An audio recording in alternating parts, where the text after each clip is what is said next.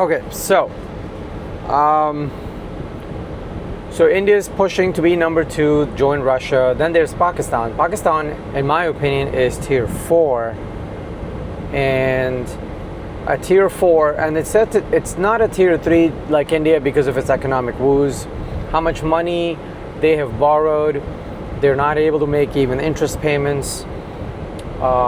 They are in trouble economically, and I know that that their leadership is trying to make a comeback and trying to somehow jump to tier 3, possibly tier 2, if someone was to help them.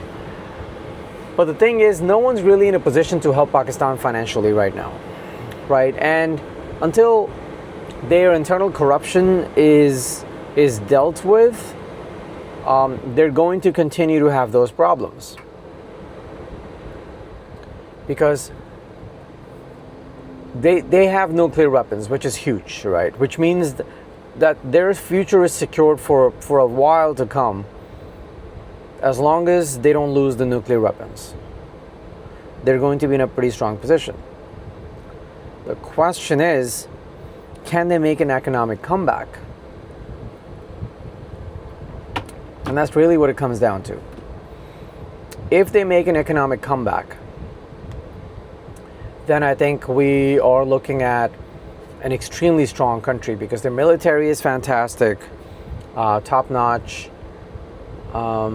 They obviously do not have a budget like America, but for what they are in terms of size and money, it is one of the finest forces in the world. And there's a decent amount of patriotism, at least in the military personnel, not so much in the regular people there, because when you have economic issues, their priorities change. At least in a country like Pakistan. It's been so long that they've had economic issues that it is very difficult for a common person to feel crazy patriotic about their country. But they still do. They had a war with India, which they won recently, or, it depends on how you look at it. The reason I think they won is because no one expected them to force a ceasefire if it truly came down to India attacking Pakistan, which it did, right? Then Pakistan retaliated, and India struggled. India was caught off guard. They were surprised. Maybe they're going to be better prepared in the future. However, they were caught off guard. When India attacked Pakistan and, because of Pahalgam, they didn't know that a few days later, they would have to cancel their most favorite IPL matches, right? There's no way that they would have created a situation which would affect their life on a daily basis, and they had to face that embarrassment. They had to cancel their IPL games and whatnot for those days while the fighting was going on. So there's that, right? I mean, a comparative example would be that there is a war going on between the United States and Iran, but nothing in America has changed. Absolutely nothing. Not even for a day, not even for a few hours. America went to Venezuela, nothing changed in our lives here. We're about to go to Cuba, nothing is going to change in our lives. That's the difference between a tier 1 country and a tier 3 country like India. However, for a tier 4 country like Pakistan to be able to do that is impressive. But anyway, coming back to all of this, where does Israel basically end up on this scale, right? That really is the question. They have nuclear weapons. Economically, they're very strong, but it's a small economy. So I think in this entire scale, Israel fits somewhere around tier 3, while having a lot of ingredients needed to be tier 2 and possibly tier 1. With their current trajectory, I think they're going to be a tier 2 country in the world. But they're going to be tier 2 naturally. It's just going to happen, or it's happening right now. They're going to continue to stay in a state of war, so they're going to be war ready. They are going to stay economically strong, so that satisfies that criteria. patriotism in Israeli folks is extremely high, and the only thing left is its size, really. The economic footprint of Israel on the world is very small, and it is very easy for a crazy nation like Iran, let's say if Iran were to get nuclear weapon and they somehow are able to reach Israel, they can wipe out Israel in a day, right? It's so small. They can wipe Israel out in a day, and no one's going to really know what Israel was all about. After a few years, people are going to just be appalled by it. Jews will live on. Jews are great people in terms of, building their bases everywhere. However, they will have lost something extremely dear and near to their hearts. And this is where Israel wants to become a tier 1 country with such a big geographical footprint that even if someone were to take out some piece of land, Israel will continue to live on, and Israelis would continue to live on. So this is their personal goal. This is what my analysis of the situation is. And now, when they see America about to sign a peace deal with Iran, they look at America being selfish. Obviously, every country is selfish. America being selfish that, okay, we got Americans to start this war because we convinced them that, Iran has potential nuclear weapon building capability, which it does. We convinced them that that is an imminent threat to the United States, and they went to war. But because of whatever's happened in the Strait of Hormuz, everything has changed in the calculation that Donald Trump had. And Donald Trump now, in my opinion, this is my reading, feels that this was a war that should not have gone beyond 2 or 3 weeks or 4 weeks. It clearly did, which means that Israel's analysis was off. So in his eyes, Israel's analysis on wars is always driven by their personal selfish interests and not the interest of the United States. However, he does not want to break that relationship, and he wants to very carefully navigate himself out of this war. And now he's requesting Israel that while we are trying to sign this peace deal for my country, don't mess this up for us. We are going to sign our deal, we are going to be out of it, and then you do whatever the hell you want, but we want out. And this is where this headline stands. I'm not quite sure what you guys think about it. If you have made it this far, do let me know your thoughts. But we're going to move on to the next headline here. The next headline is: the fighting in Lebanon puts Trump's birthday plans for a ceasefire at risk. In this day and age of clickbait and rage baiting and emotional clicking, CNN, and I always start with CNN, even though I'm not a big fan of CNN, because CNN is one of the major mainstream news networks, and I just like to see where their head's at right now. So their headline is: the fighting in Lebanon puts birthday plans for Trump's birthday at risk. I don't even know what they're trying to say here, right? That's the most disappointing thing about a headline like that. Why is that even on your mind, that you have to have a news article about Trump being disappointed at his birthday plan? I don't even know that it's his birthday, right? Let me just put it that way. I didn't even know. I have not seen or heard Trump talk about his birthday. I don't know what this is about. So I'm going to completely ignore this headline, and we're going to jump to the next one. Next one is: Iran's nuclear stockpile, a key part of negotiations to end the war, and focus on Trump's explained. So again, you need to click on this link, and then they're gonna utter their rubbish. So sorry about that, guys. I'm gonna try and cut this out. I'm gonna do a better job of not wasting time on useless headings. Again, the third one is: dissent grows against Iran deal, but the regime is likely to have final say. Meaning that it doesn't matter what Trump does, the final say is really going to be Iran's. if you're a Trump supporter, don't be too happy. Trump is lost. America is lost. Iran's going to have final say. And Trump sucks. And next time you should only vote Democrat because Democrats are the best, even though they're corrupt as hell. And then they make up stuff. They completely change their own point of views and opinions if they want to vote someone in. It's just shameless. Shameless people. Again, let's move on to the next one. How smartphones and the New York Knicks created Brooklyn's biggest block party. So, I don't want to get too much into this. Again, they're running out of creative ways of writing articles.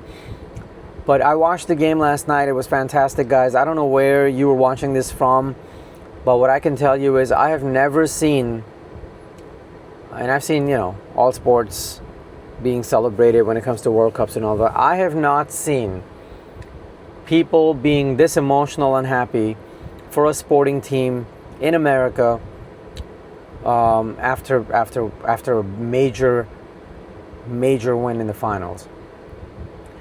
I remember New York Giants winning, and not just winning, they won against Tom Brady twice. One time Tom Brady was undefeated. The second time he was still the favorite, but Eli Manning as quarterback and leader of the Giants had this thing that if he got into a Super Bowl, he always had a very good plan to make sure that Giants are going to win.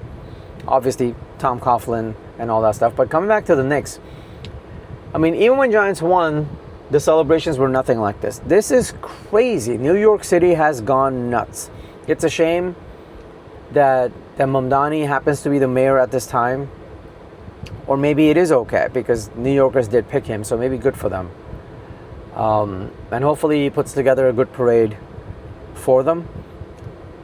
But oh my God, guys. I mean, if you're not a basketball fan, and I wasn't till about a few days ago, I started watching and I got into it. It's crazy. A lot of people will call me, ooh, he's a bandwagon fan or whatever. You could call it bandwagon, or you could call it that New York Knicks just gained a few more new fans. So calm the fuck down with your stupidity when it comes to the bandwagon stuff. Well, no one was born a Knicks fan, you know what I mean? No one was born a Giants fan. No one was born a Yankee fan. People become fans over time when a sport finally catches their attention. So good for the Knicks. Very happy for Brunson. I heard about his dad's story. He played in 1999 finals and lost. Yeah, that was fantastic. Although I did expect their relationship to be a little bit more warm at a moment like this, but it wasn't. I'm not quite sure what that was all about. And he also doesn't really look like his dad. They hardly look like maybe 10, 12 years apart. But anyway, I don't know either one of their ages. I am new to this. But guys, it was fantastic. If you missed it, fantastic. Let's see what else we have got here.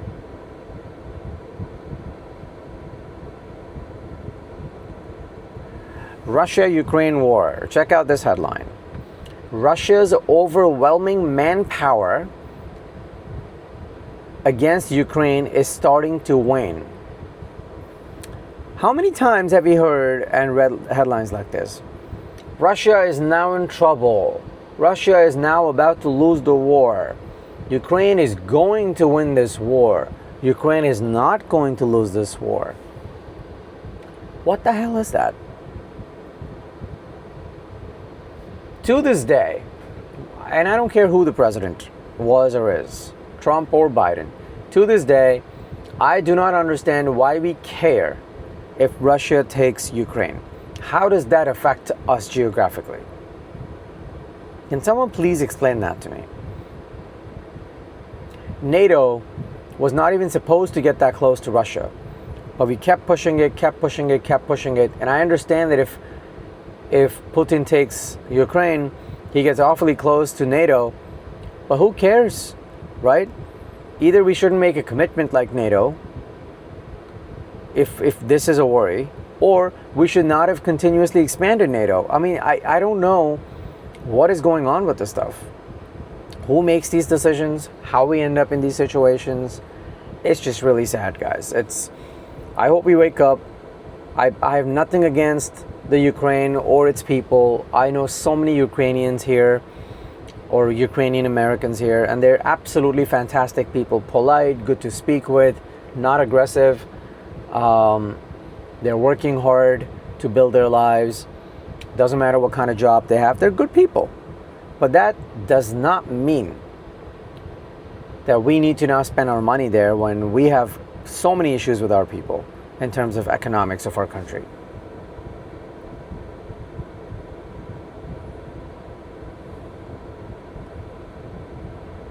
Let's see. Well, there's Disclosure Day movie that's come out. I have not seen it yet, so guys, no word on that yet. But it's been talk of town, and I would love to know what that movie's about. I mean, I know what it's about. I just want to know what the movie's like. So when I watch it, I'm going to let you guys know. Currently on Prime, it's not available, but you can book it, like pre-book it. But for now, it's not really available.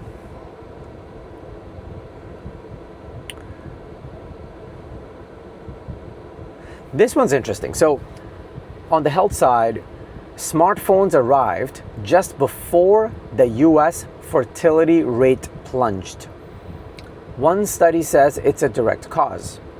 I don't really care about the study part, but it is quite interesting how the fertility rates in the US have changed. And I think there are many factors at play that are contributing to this. Smartphones definitely makes a lot of sense.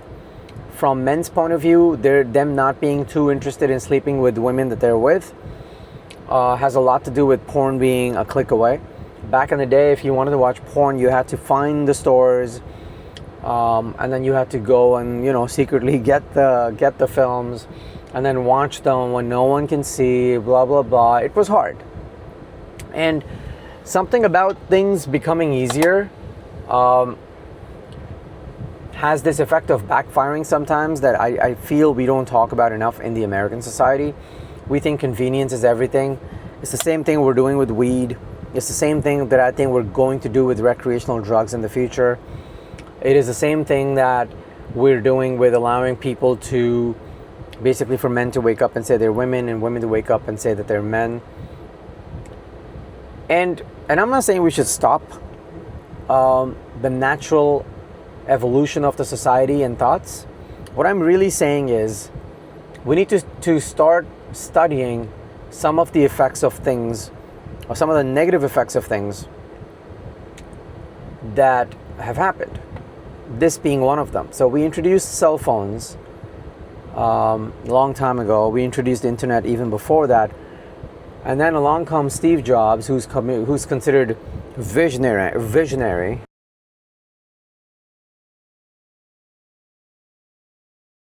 I guess I do understand he would be visionary